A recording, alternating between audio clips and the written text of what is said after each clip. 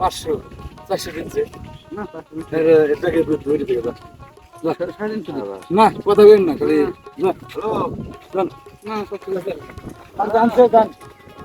বর্ষার এই সময়ে গ্রামে প্রবেশ করলে প্রথমে নজরে পড়বে বাজারের কোলাহল আর চারদিকে মাছের ঝুড়ি সাজানো, যেখানে ট্যাংরা, পুঁটি, শোল, চিংড়ি, বাইম, টাকি, বোয়াল, রুই, কাতলা, মলা, খলিশা মাছের ঝুড়ি আর ক্রেতা বিক্রেতার হাঁকডাক। বাজারের মাছ বিক্রেতারা প্রায়ই সকালবেলা গ্রামের খালবিল ও নদী থেকে তাজা মাছ ধরে নিয়ে আসেন বাজারে। তাদের গলা ফাটানো হাঁকডাক ক্রেতাদের সাথে দর কষাকষি এবং মাছ নিয়ে টানাটানি এক অপরূপ দৃশ্যের সৃষ্টি করে।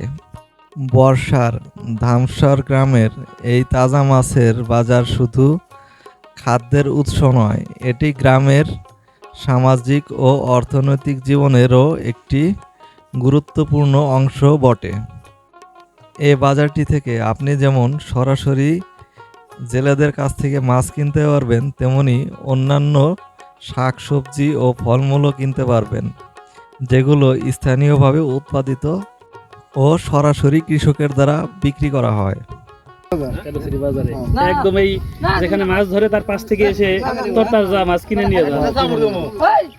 চাহিদা তো ভালো এই দেশি মাছের। মাছ আগে অনেক কম, আগে মাছ ছিল, কয়েকদিন আগে মাছ ছিল, প্রচুর মাছ ছিল। এখন কি অনেকটা কমে গেছে? অনেকটা কমে গেছে। আগে পানি বাড়লে আর একটু বৃদ্ধি হয়, মাছ বৃদ্ধি হয়। অসংখ্য জেলে আসে এখানে প্রতিদিনই। হ্যাঁ, প্রতিদিন আছে। আপনারা কি প্রতিদিন এখান থেকে কিনে নিয়ে যান? প্রতিদিন এখান থেকে। এই খালের পাশে এসেই হ্যাঁ, হ্যাঁ।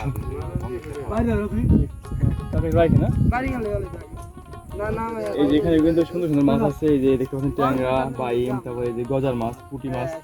এখানে কত টাকার মাছ আছে কাকা? 1000 টাকা। 1000 টাকার না?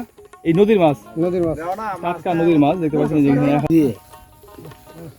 এদিকে বিক্রি হয় নাই, এগুলো কত টাকা দাম হইতেছে?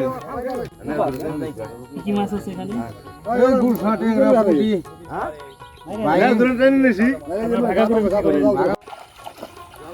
না ওইটা না, না ঠান্ডা।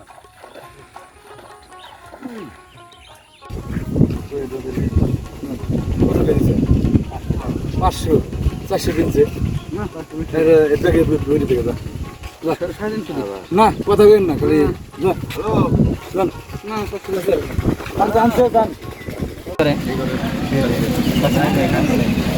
এই ঘরে দিকে বড় ভাই 400 টাকা। 400 টাকা না? 400 টাকা বিক্রি হলো এই নতুন পানির মাছ। এগুলা মাছ খুবই সুস্বাদু হয় গ্রামের বাজারে। এটা 10 টাকা পানি কিনলে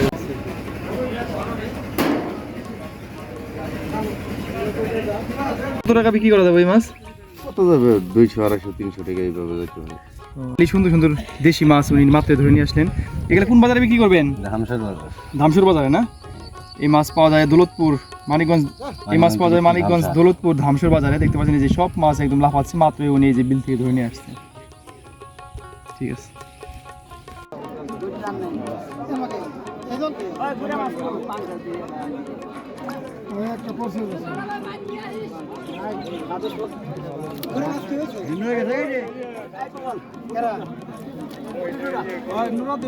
এতক্ষণ আমাদের সাথে থাকার জন্য আপনাদের সকলকে অসংখ্য ধন্যবাদ। ভালো থাকবেন, দেখা হবে আগামী পর্বে। আল্লাহ হাফেজ।